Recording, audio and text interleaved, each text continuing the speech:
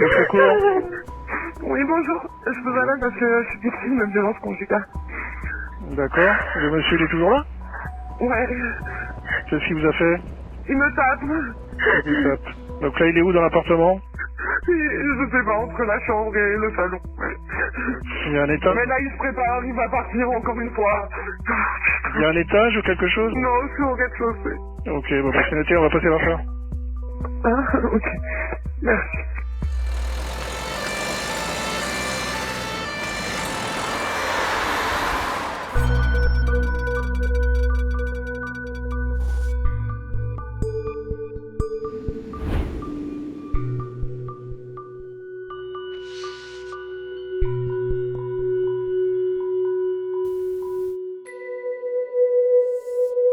À Rennes, comme partout en France depuis le début du confinement, Violence conjugale. Ouais.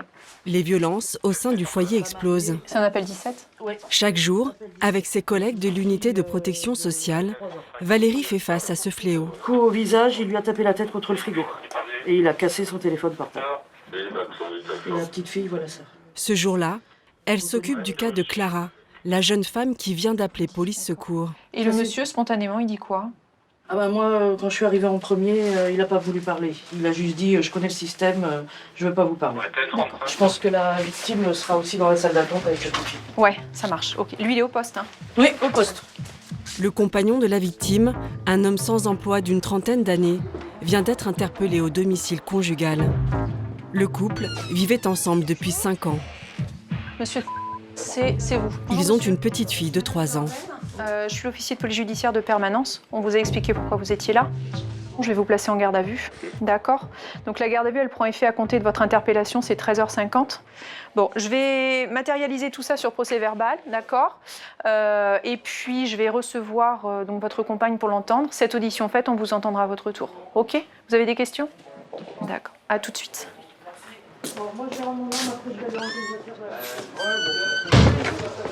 Depuis ces dernières semaines, avec l'enfermement, des affaires comme celle-ci, Valérie en traite tous les jours. Il y a une recrudescence, les gens étant confinés doivent se supporter. Et pour les couples qui étaient fragilisés ou avec des problématiques déjà de violence, c'est des choses qui deviennent exacerbées avec le confinement. Oui, salut, c'est Valérie au mineur. Je voulais savoir s'il y avait une madame à l'accueil pour nous. Merci à toi, à tout à l'heure. Jusqu'au confinement, Asseyez-vous. Clara, la jeune victime de 27 ans, travaillait comme vendeuse. Ça va ? Ça va aller ? Valérie va procéder à son audition. On peut commencer ? Ok. Depuis combien de temps êtes-vous avec monsieur ? En août, ça fera 5 ans. Je l'ai rencontré, il avait pas de logement. Et donc je l'ai fait directement venir chez moi. Après j'ai eu ma fille. Là, il a été très violent.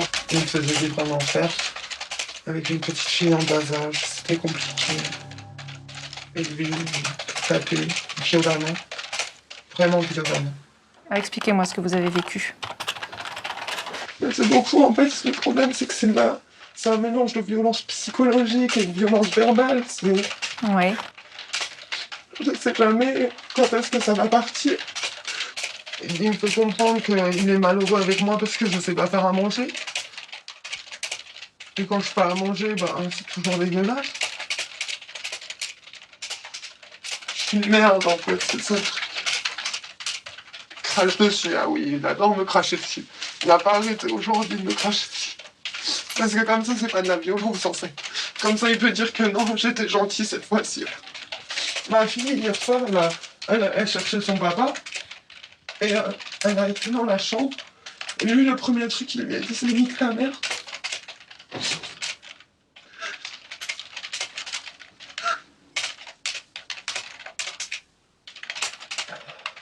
Il revient. Il me dit, ah ouais, ton ex, tu veux que je l'appelle ton ex, tu veux retourner avec lui? Bah tiens, y a pas de souci. Et après, il commence à me retaper. Et moi, en même temps, je lui dis, mais tue-moi, en fait, tue-moi. Je peux plus cette vie-là, tue-moi. Qu'est-ce qu'il vous a fait? Vous dites qu'il a recommencé à vous taper? Il a commencé à me taper, il m'a pris ma tête, il a tapé plusieurs fois sur le frigo. Je me dis, ça y est, il va me tuer, là. Ça y est, aujourd'hui, c'est bon. Il a vu que j'avais appelé les flics, il va me tuer. Du coup, j'ai pris ma fille et je suis partie sur la terrasse. Pour être en vue, en fait, de mes voisins, quoi. S'il se passe quoi que ce soit. Et voilà. Pas d'histoire. Ça va?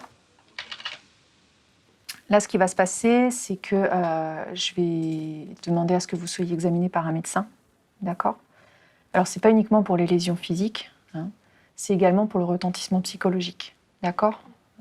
Pour effectivement qu'un médecin puisse évaluer l'impact que ça a sur vous, sur votre quotidien, d'accord?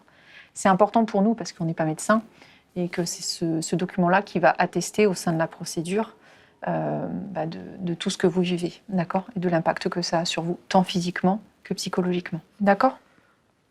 Je pense que j'ai rien oublié. Pour Clara, le plus dur est à venir. Demain, elle sera confrontée à son compagnon. Moi, je relis tout ça, puis on fait le point ensemble. Ça va? Pour mesurer l'ampleur des violences commises à huis clos sur l'ensemble du territoire national, il faut aller à Guyancourt, dans les Yvelines. Ici, la police a mis en place une plateforme de discussion en ligne anonyme.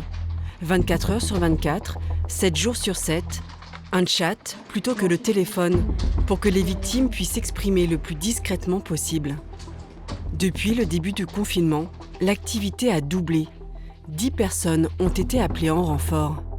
Jérôme travaille ici depuis plus d'1 an. Il n'a jamais reçu autant d'appels au secours. Je vais prendre en charge une nouvelle conversation. De quoi là comme Une conversation qui commence avec je suis en train de me séparer de mon copain, il me frappe, il m'a mis une claque, qu'est-ce que je peux faire? Je vais m'assurer qu'il ne s'agisse pas d'une urgence déjà. À Versailles apparemment.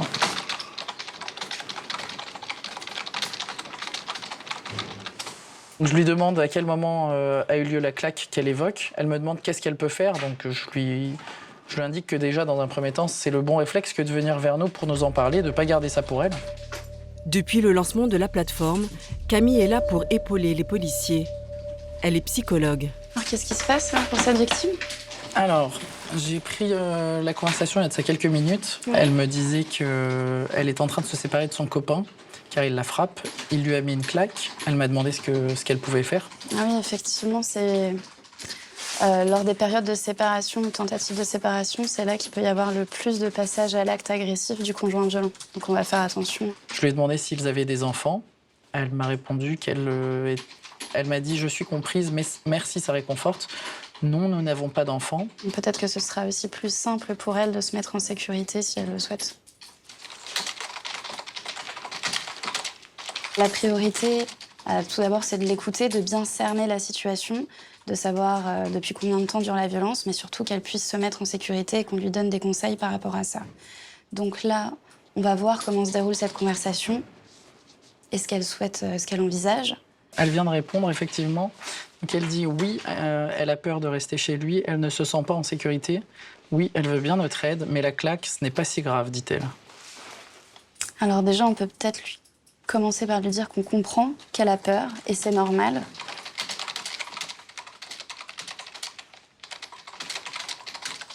Donc là, on est dans une situation où la victime vient minimiser les faits. Donc, dans un premier temps, elle vient dénoncer certaines choses. Et puis là, voilà, elle est plus réservée. Nous, notre rôle, c'est avec bienveillance et empathie de lui faire entendre que les faits sont graves. Vous souhaitez bien partir du domicile ? Voilà, tu as compris ce que je voulais dire, merci. Alors, elle vient de répondre « Oui, mais je me demande si j'ai le droit de partir avec le confinement. » C'est une question qui revient assez souvent dans les chats, si il est possible de partir malgré le confinement. Et bien sûr qu'une personne victime de violence au sein de son domicile peut le quitter, évidemment, malgré le confinement. De son départ. Elle nous répond « Je vais aller chez une amie. »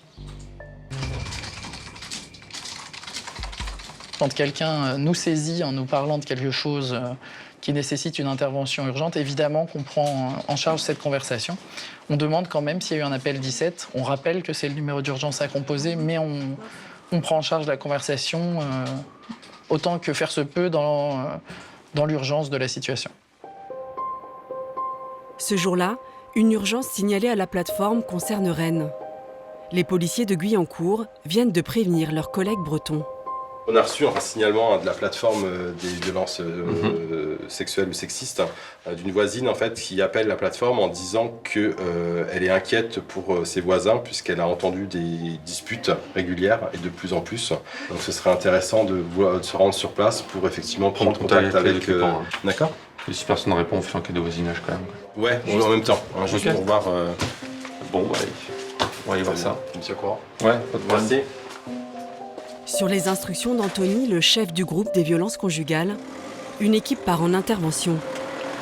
Le but, c'était d'aller prendre contact avec la requérante. Mais malheureusement, personne n'a répondu. Il y avait un voisin qui n'avait pas la rassurée au rez-de-chaussée. À Rennes, plus le confinement dure, plus les interventions de police-secours augmentent.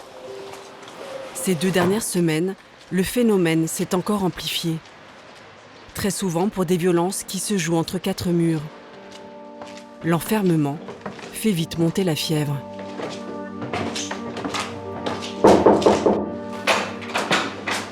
Bonjour, c'est la police. Est-ce qu'on peut rentrer pour discuter avec vous? Le but de la manœuvre, c'est simplement qu'on s'assure que tout se passe bien chez vous. D'accord? Je peux m'isoler avec vous, madame? On a eu des signalements de voisinage. Nous indiquant qu'il y avait des problèmes qui émanaient de votre appartement. Oui, non, il y a eu des conflits, effectivement, c'était un peu difficile. Ouais. Effectivement, il y a eu un soir, il y a eu une dispute, et puis... Quand vous me dites dispute, c'est verbal uniquement, c'est... verbal, et puis bon, il y a eu un petit accrochage physique, mais voilà, c'était pas... Ouais, ça a été jusqu'où? Bousculade, et tu ouais. tombé, et puis là, d'un coup... Ouais, c'est le motif, le motif de la dispute. Chose de couple. Ouais, c'est le confinement qui fait que la situation est compliquée ou ça a déjà... Non, ça compte. Oui, non, c'est sûr que... Je peux comprendre que le confinement se passe et que ce soit compliqué pour vous dans un appartement. Voilà, mais le but, voilà, du jeu, c'est que, voilà, s'il y a moindre problème, il faut me le dire, quoi. Oui, bien sûr. Si on va rester là, il n'y a pas de problème. Mais voilà, essayez de gérer ça, ouais. L'alcool, prenez un verre, 2 verres, je pense qu'après... Parce qu'après, ça exaspère toutes les rancœurs, tout le mal-être, il s'exprime. Donc soyez courageux. D'accord? Allez, au revoir. Plus de la moitié des cas de violences conjugales sont liés à l'alcool. Cette fois-ci, sans trop de conséquences.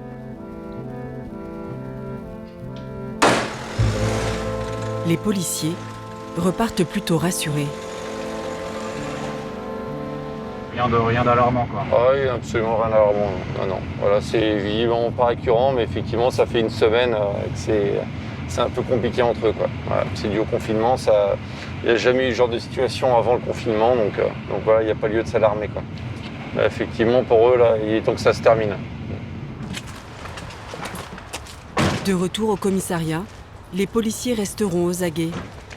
Ils sont vivement encouragés dans cette voie-là par la justice. Au tribunal de Rennes, Philippe Astruc est procureur de la République. Bonjour. Bonjour messieurs. Depuis son arrivée il y a 1 an en Bretagne, il a fait de la lutte contre les violences conjugales sa priorité. Et malgré les difficultés du moment, pas question pour lui de changer de ligne en période de confinement. La justice est réorganisée, bien sûr, comme toutes les organisations depuis le confinement. Oui, dans les priorités que j'ai données au service de police gendarmerie et dans l'organisation que j'ai maintenue ici, je dirais, il y a le respect du confinement. Donc ça, c'est une mission importante des forces de l'ordre et qui nous impacte aussi. Mais nous n'avons pas du tout baissé la garde sur la lutte contre les violences conjugales. Voilà. Là, nous sommes restés sur ce haut degré, je dirais, de réponse pénale et de vigilance. Voilà. Tous les moyens que j'ai pu conserver sont essentiellement concernés par cette lutte-là.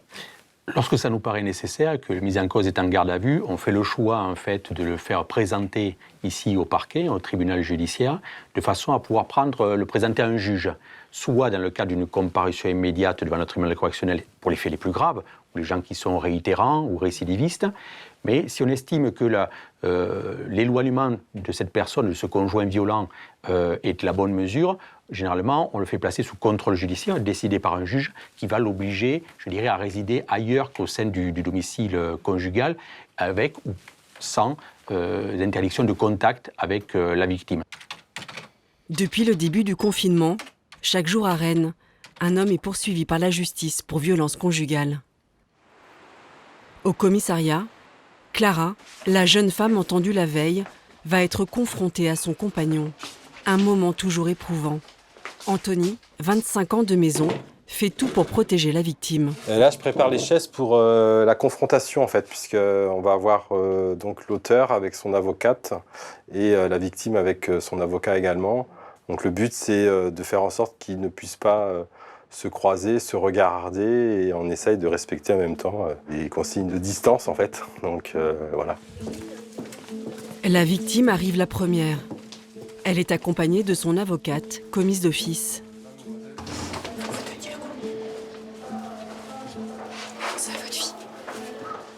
Un peu de réconfort pour Clara, traumatisée à l'idée de recroiser son agresseur.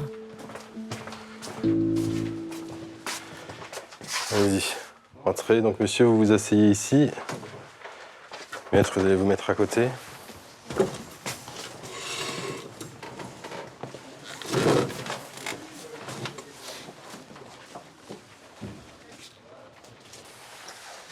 On va commencer à la confrontation. Donc je vais vous poser des questions à chacun, vous faire prendre connaissance de vos déclarations.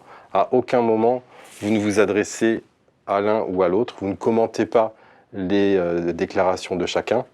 Et si vous avez des questions à poser, vous vous adressez après directement à moi. Hein, je ne vais pas vous dire plusieurs fois. Si jamais ce n'est pas possible, on arrête tout. D'accord ?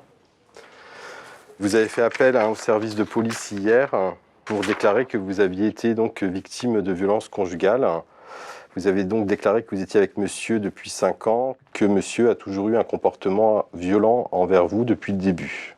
Vous avez eu votre fille, il a été très violent, il avait commencé un travail sur la première année, on vivait dans 20 mètres carrés, on est passé par de mauvais moments avec notre propriétaire, il nous avait coupé l'eau même avec notre petite fille, et lui, il me tapait violemment, vraiment violemment. Ce matin, il a vu qu'il n'y avait plus beaucoup de coca dans le frigo, ça l'a fâché et il en a aspergé l'appartement alors que je faisais le ménage. J'ai peur, quand il fait un truc comme ça, je sais que ça va tomber.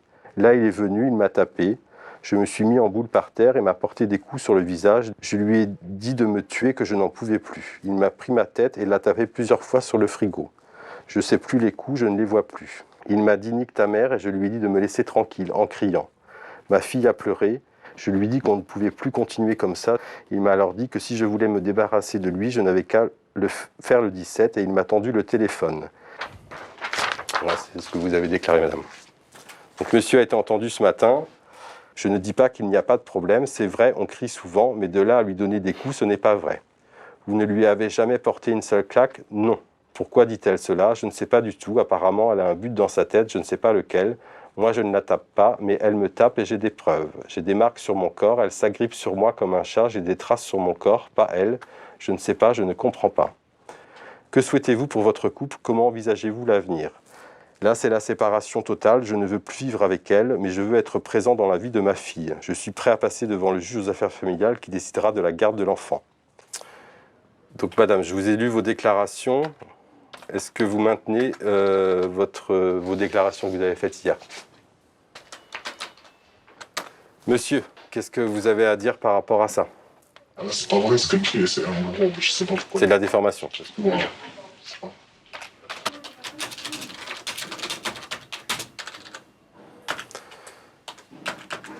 Madame, vous n'avez pas voulu déposer plainte lors de votre audition. Est-ce que vous souhaitez déposer plainte aujourd'hui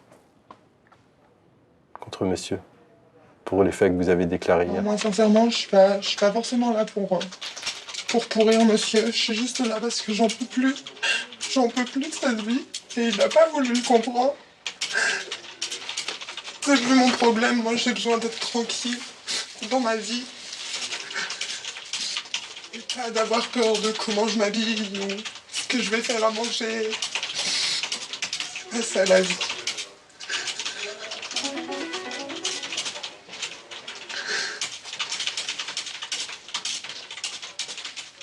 C'est bon, Tony, pour toi? Ouais. Vous venez, monsieur? Après 1 heure de confrontation, l'homme est reconduit en garde à vue. Demain, il sera déféré devant la justice. Vous pensez que vous avez pris la bonne décision d'être venu ici, justement? J'avais plus le choix. Ouais. J'avais plus le choix.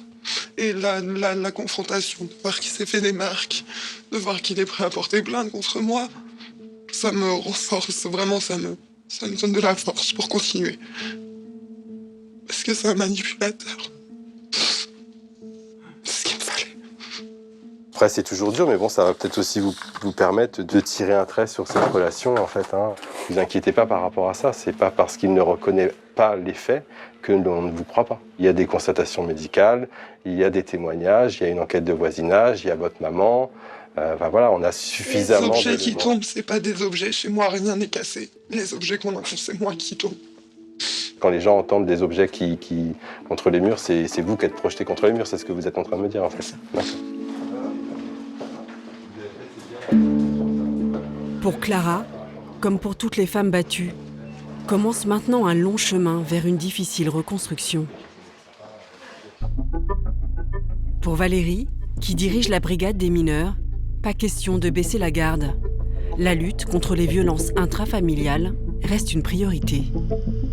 Aujourd'hui, nous sommes sur une affaire de violence sur mineurs par ascendant. Donc une maman qui aurait porté des coups à ses enfants. Avec le confinement, on rencontre, c'est le mode de saisine qui est différent. C'est-à-dire qu'effectivement, les voisins étant plus chez eux sont plus à l'affût de ce type de pleurs ou de cris. Effectivement, les appels 17 sont plus fréquents. Les coups remontent à hier soir. L'une des victimes, une petite fille de 6 ans. Je suis Valérie, tu vas venir ici, toi et tes deux frères, pour qu'on puisse un petit peu discuter ensemble. Tu me suis? Allez, viens avec moi. D'accord? Comme je te l'ai dit, donc moi je m'appelle Valérie, je suis un policier un petit peu spécial, je suis un policier des enfants. Alors mon métier à moi, c'est de rencontrer des enfants, de discuter avec eux des choses qui leur sont arrivées, et puis d'essayer de trouver des solutions quand les choses qui leur sont arrivées, ce sont des choses qui sont pas bien. D'accord? Tu comprends? Comment tu vas? Bien. Bien. Est-ce que tu es à l'aise? Ouais. Moi, je comprends que quelque chose t'est peut-être arrivé. J'aimerais que tu me dises tout du début à la fin sur ce qui t'est arrivé. Maman, elle était partie et moi, je mets de l'eau sur la bouillie. Ouais. Et après? Il m'a tapé. C'est un fil pour charger les téléphones. Un fil pour charger les téléphones? D'accord. Il est de quelle couleur? Blanc. Blanc, d'accord. Dis-moi tout sur maman qui te tape avec ce fil. Elle m'a tapé là, là, là, là, là, là, là, là, là, là. Qu'est-ce que tu ressens, toi? Qu'est-ce que ça te fait? Mal. Te fait mal? Je dis aïe, ça fait mal, arrête. Je crie. Tu cries? D'accord. La mère a reconnu les faits. Dans 6 mois, à l'issue de la procédure, elle passera en jugement. En attendant, la petite fille et ses 2 frères seront placés en foyer. Au même moment, sur le terrain... Oui, bonsoir, prise d'écoute, équipé à 4 fonctionnaires. Secteur TPH Perso, je vous annonce qu'on est en interpellation et assistance de l'ASD en compagnie de la BAC-Jour. Suite à un appel au 17, nouvelle sortie pour la BAC. L'équipe doit procéder à une interpellation au domicile d'une personne violente.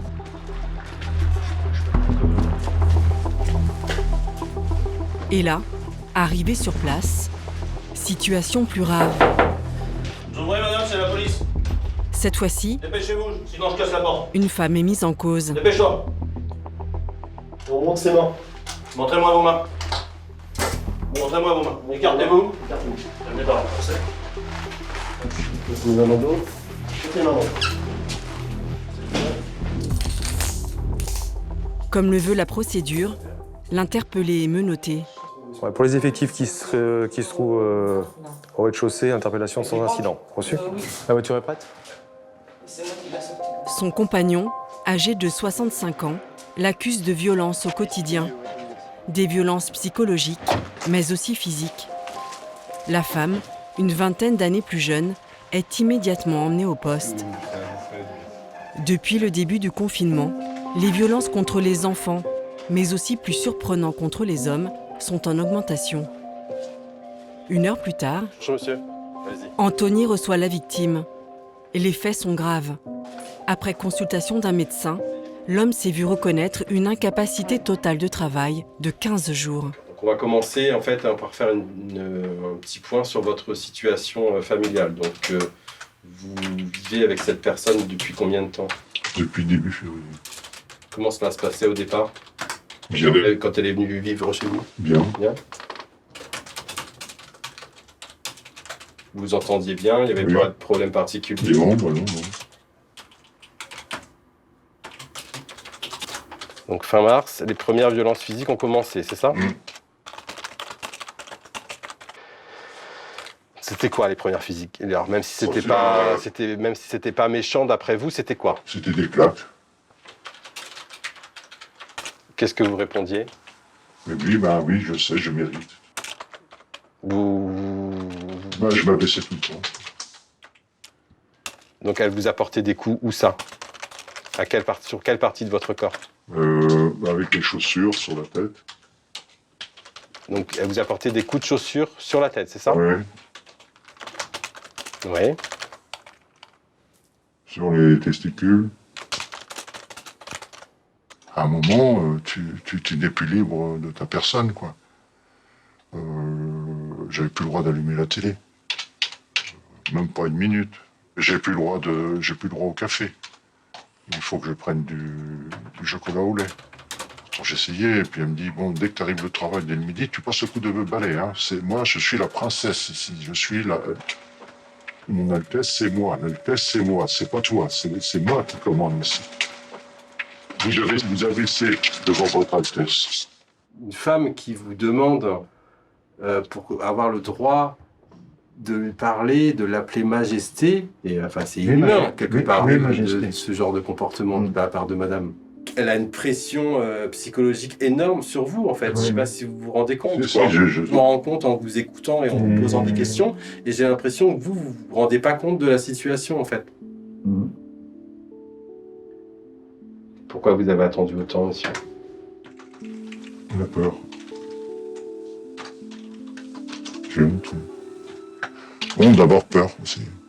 D'être sentir inférieur à une femme. Ça c'est pour vous, hein, c'est votre récépissé de dépôt de plainte, de votre audition. Donc gardez ça pour vous. Dans le couloir, c'est plus facile. Fin de l'audition. Posez ça ici, monsieur. L'homme peut rentrer chez lui en toute sécurité. Vous allez vous mettre... Sa compagne passera la nuit ici en garde à vue. Elle sera jugée ultérieurement. Jusque-là, interdiction pour la prévenue de rentrer en contact avec sa victime. Elle devra aussi passer une expertise psychiatrique. Le lendemain matin au tribunal, Vincent Mailly est substitut du procureur. Ces derniers temps, les dossiers de violences faites aux femmes s'accumulent sur son bureau. Le confinement a créé effectivement des situations qui ont fait un peu exploser les violences conjugales, ça c'est clair. Et puis des faits graves. Voilà. Parfois des coups qui sont portés, qui ciblent le visage, des victimes qui sont rouées de coups au sol. Enfin voilà, c'est des choses qui appellent des réponses pénales forcément fortes, quoi. Ok, allez, on va y aller. Clac, clac. Aujourd'hui, c'est devant lui que va être déféré l'agresseur de Clara. Monsieur... Allez, on y va. L'homme violent va bientôt être fixé sur son sort. Alors... Monsieur, il y a eu toute une garde à vue, hein, il y a eu une enquête, une garde à vue, suite au fait qu'a dénoncé votre compagne.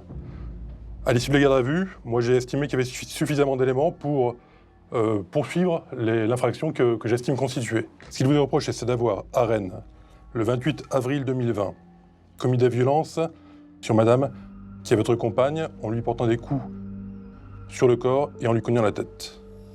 Alors je sais que les faits sont contestés par vous, hein, ça j'ai bien compris. Néanmoins, moi j'estime qu'à l'issue de la procédure, j'ai suffisamment d'éléments dans l'enquête pour les retenir. Voilà. Après, il y aura un débat devant le tribunal, ça c'est un second temps. Mais voilà, pour les poursuites, moi j'estime qu'on a suffisamment d'éléments. Et ce sont des faits qui sont prévus et réprimés par le code pénal.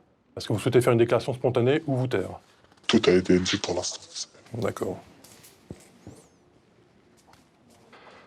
Moi, les faits, je les ai bien étudiés. J'en ai échangé assez longuement avec les enquêteurs. J'estime qu'on est sur des faits qui sont graves parce qu'ils ont eu un impact fort et douloureux sur la victime. Voilà. Et ça, je souhaite absolument y mettre fin. Ce que je vais requérir auprès du juge des libertés de la détention, d'une part, que vous quittiez le domicile et que vous résidiez ailleurs que dans le domicile, d'accord? Et que vous ne vous présentiez plus aux abords du domicile.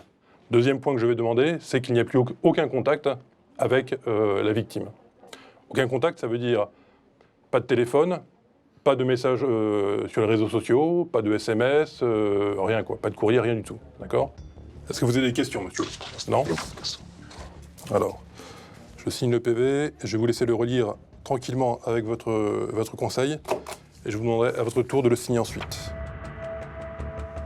Même si Clara n'a pas porté plainte, au palais de justice de Rennes, dans toutes les affaires de violence conjugale, il y a une réponse pénale. L'agresseur de la jeune femme sera jugé dans quelques semaines. Il risque 8 à 12 mois de prison avec sursis. Il faudra certainement plus de temps à Clara pour se réinventer une nouvelle vie.